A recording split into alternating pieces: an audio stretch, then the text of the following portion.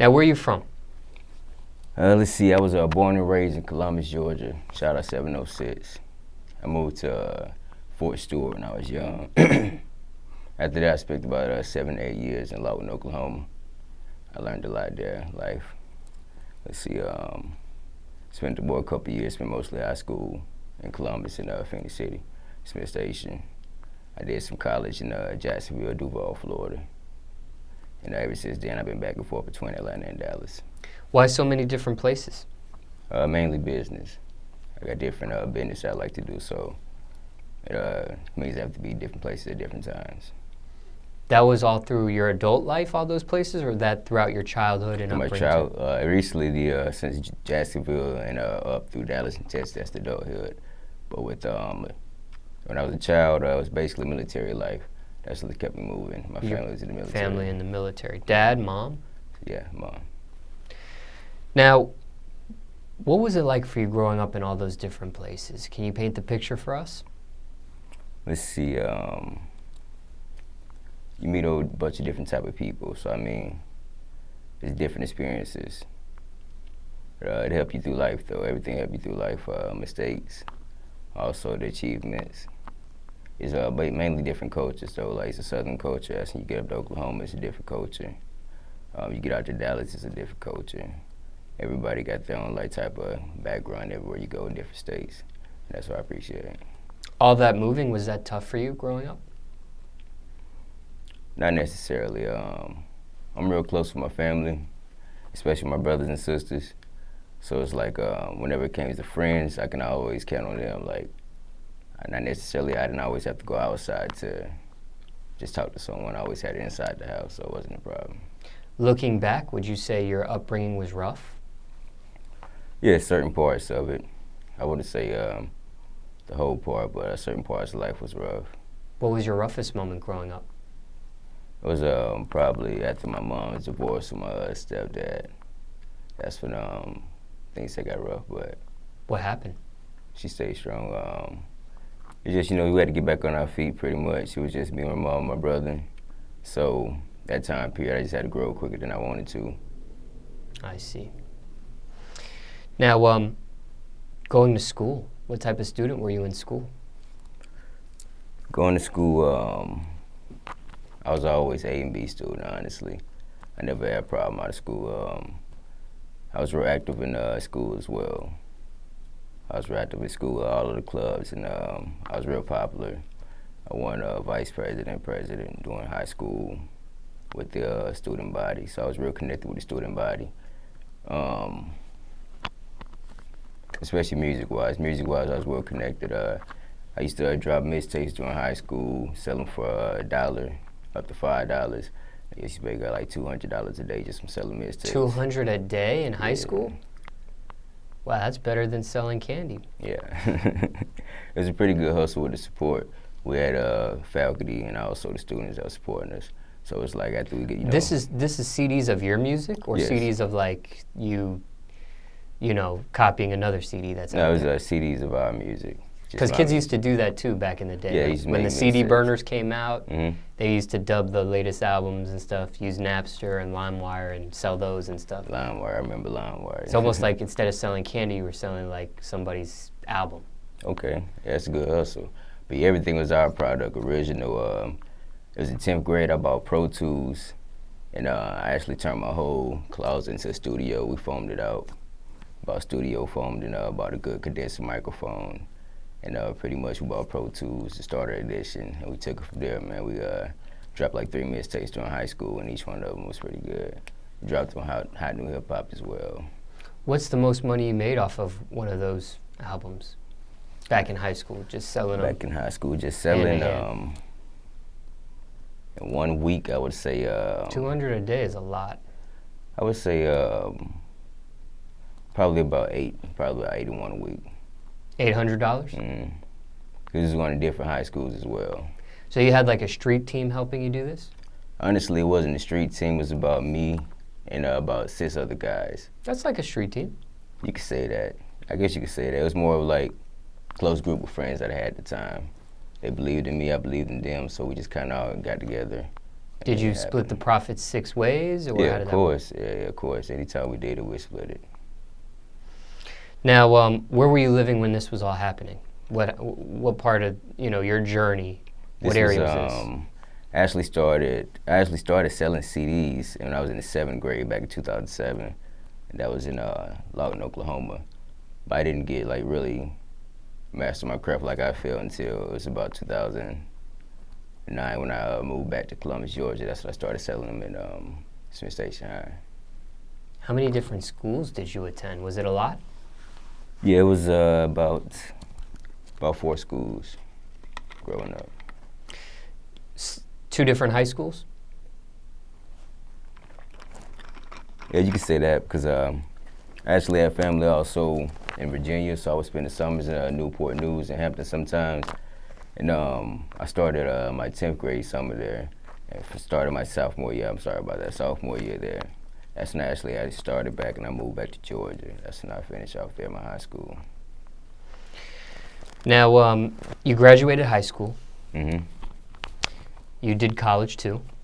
Yeah, college as You well. dropped out of college, or you finished college? Actually, I'm still going to college right now. I'm going for my college. master's degree, yeah. So Did you join the military yourself? No, I'm not a fan of the military. I mean, I support the military, but me personally, I couldn't do it. Were your parents trying to urge you or push you that way, or no pressure on that? Actually, they just believed in my dreams like I did. So as long as I was doing something positive, because at the time I had a lot of friends who, growing up, some were dead and some were going to jail off of crazy things at the time. Some didn't get a chance to graduate, and some didn't even, live to see graduation. But so I just appreciate, the chances that they gave me the opportunity to get out the situation I was in and put me in a better situation. Not ashamed to admit that you're attending college as you have this rap career? Oh yeah, not ashamed at all. I mean, why be ashamed of education? You should always want to further yourself, is how I see it. You can never know too much. A lot of rappers don't talk about it. Some do. Oh yeah, a lot of I them understand. don't. I mean, with me, it's always like what you see, what you get. It's like, I don't consider myself to be like every other rapper, to be honest with you. Did you get a academic scholarship or athletic scholarship or anything to this school? It was like partial academic. And what college are you in? Actually, I don't want to say right now. It's online though. I'm going online right now. But when I was in Florida, I was going to Jacksonville Art Institute. Okay. And what are you majoring in? Right now, I'm majoring in business administration. And what grade are you in now? Is this? Yes, this is actually my senior year. I have about a semester and a half left. I'll be done by summer 2018. Now, do the school you're going to now, or you didn't want to name the school you're going to now, right? Yeah, not right now. Oh, why is that? Just curious. I just kind of want to finish first. Ah, okay. Mm-hmm. But the school before, the Art Institute, Mm-hmm. did that school live up to its did it equal out to its reputation? I want to say it did. I actually learned a lot about engineering and audio engineering. I kind of taught myself a lot growing up with just my friends, with Pro Tools and everything growing up. YouTube will teach you a lot nowadays, so it's kind of like we get on there and watch tutorials, or they'll figure something out and they'll tell me, so I come back to it. And I just say, yeah, it helps out, but pretty much if you know the bases already, it's kind of like a touch-up of some more bases. I see. Now, why'd you switch? Why'd you go from the Art Institute to online? What was the reasoning behind that? I actually got into different kinds of business as well. I started a clothing line back in 2012 with my brother-in-law called Fallen Society Clothing, and it's doing pretty good so far. And I also got into the logistics business as well with my sister, so I just wanted to get a business mind up, evaluation of everything. What is the logistics business? What is that? Somebody watching doesn't know what that means. Transportation business, like sort of like when you see the 18-wheelers, CDL, stuff like that. I see. Cargo, we carry cargo as well. I see. Good money in that? Yeah, it's you have to keep control of the drivers. It takes money to make money, but it's real good money in it. It's a positive way to make money. What about the clothing business? That's also good as well. as with anything, it takes money to make money at first. It's also about building your brand more than anything as well, getting your face out there. The more people know you, the more they respect your brand. Now, you've been doing music this whole time? Yes, music ever since I was actually 12 years old. Why not skip the school stuff and go straight to the music business? Straight to the music business. Actually, I just started 2017 this year. I said I was going to give everything. So far I've been investing everything in music. I did SSW in March for the first time, and it was a pretty great experience as well. I see. Now, looking back, do you think you made the right decision? Do you wish you would have started the music concentration or taking the music serious maybe years before, like maybe skip college and go straight to the music? Or are you glad you got the education under your belt and that sort of thing? Yeah, I'm actually glad I got the education under my belt. I'm not really looking to assign to a major label that make any sense. I want to stay independent and kind of build with the team that I have already, so I can also fulfill their dreams, like fulfill mine as well along the way. Now, what do you say to somebody watching this let's say they have a passion for music, right? Let's say they're a kid in high school, about to end high school. They got to make the next decision in their life. And they don't necessarily have to be a rapper role like yourself. They could be DJ, engineer, producer, camera guy. What do you tell somebody passion for music, next step after high school? Do you tell that person go straight into the music, or do you tell that person continue their education if they can and do music at the same time? I say whatever you feel inside you, go for it. At the time, I feel like further my education, get more knowledge on both music and business side of things is what I needed to do, so that's why I went that route. But if you feel like you have, what you have already, and you need to take it to the next level, then take that what you have already and take it to the next level. Now, jobs you had growing up, any jobs? Let's see, during high school, actually, I didn't have a job. I used to go to the barber shop and play NBA 2K. We used to bet on that as well, so I used to make a good living during the week just betting on 2K when I go to the barber shop. But after high school, my first job was Target. I worked at Target for about a year. And after that, it was more of a corporate job. I did data entry and dental claims and things like that at a corporate building. Any of those jobs tough? No, not tough at all. It just made me realize, like, I didn't want to work for nobody else, so I wanted to be my own boss. Any crazy stories dealing with any of those jobs? Anything out of the norm? It's just mostly the people, man. You deal with all type of people, all type of personalities when you work in jobs like that. Quit those jobs? Got fired from those jobs? What happened? I never quit. I actually relocated once I went to college. I didn't work there I didn't work when I was in college. The only thing I did was I was editing videos on the side and editing vocals for other people as well that was in college. So I was just doing like side hustles. Now, are both parents in your life? Yeah, both parents are in my life, mom and dad. Grew up in different homes, but both parents stayed in life. Now, you have your mother and your you mentioned a stepdad earlier in this interview. What's your relationship with your biological father? Oh yeah, we're great. We're great. Has he always been in your life?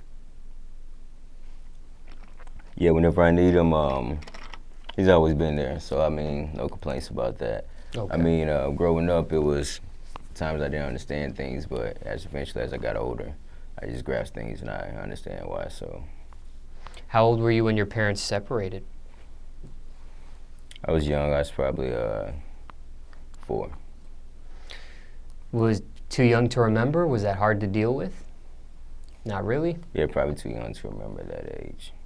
But growing up, it was just different circumstances. Now, in regards to your parents, what's the worst thing you put them through? The worst thing I put them through?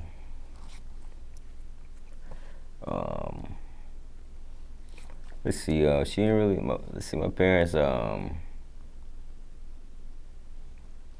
Were you an angel? No nah, problems? I wasn't an angel. It was just, I had a lot of freedom. Like, a lot of people had strict parents, but I had a lot of freedom. I could do what I want, like. With military background parents, you yeah, had freedom? I had a lot of freedom. Usually because people grow up strict. I was disciplined at the same time. Like, I knew what not to do and I knew what to get me fucked up, like, if I did it. So at the same time, I mean, I had friends and everybody who was in the streets at the same time, but I knew I had to stay away from it. I hang around them at the same time. I had to stay away from what they were doing, though. So I was around it. I just wasn't doing it. What about as far as siblings? Any siblings, or are you the only child? I have 2 sisters and a brother. Where are you on the ladder? On the middle. Anybody else in your family raps aside yourself, or just you? Yeah, I have a little brother that raps as well. Have you guys collabed? Yeah, we have a lot of songs together, and also a collaboration tape that's on live mixtapes. Now, what does your family think about your rap career? They're actually in full support ever since I started when I was young. My mom, she supported me, my sisters, my brother, grandma, everybody down the line support me. Supportive right away, or did they have to warm up to it? At first I had to prove, like, okay, like this is what I was gonna do. I was gonna take it serious. Because I had a lot of things I wanted to do growing up, so I just kinda had to pick one thing and show them, okay, I was gonna go with this and I was gonna be serious about it. Have they ever seen you perform? Yeah, multiple times. I did my first performance when I was 13. It was in Wichita Falls, Texas. I opened up for Rashida. It was when she had the hit single Bubblegum at the time. What about, I mean, like your more recent performances? Have they had a chance to check any of them out? Yeah, she sees me, yeah. What's their reaction? What's their response? I give a lot of energy in my performances. I like to get the crowd involved a lot, so they know it's gonna be like a pretty hyped up performance if they come, so they like the energy that I give the crowd and the energy that I receive back. Now, we spoke about a variety of subjects in regards to your upbringing, but overall speaking, what's your message to the youth? What would you tell them today?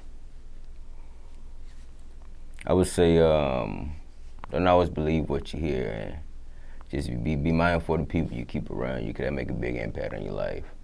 And if you don't keep OGs around, you just make sure, you know, they're telling you when you fucking up, because a lot of people got them around, but they don't got nobody telling when they fucking up. So make sure you keep somebody in your corner that's gonna tell you when you're doing good, but at the same time, when you need to hear something, they're gonna tell you when you fucking up.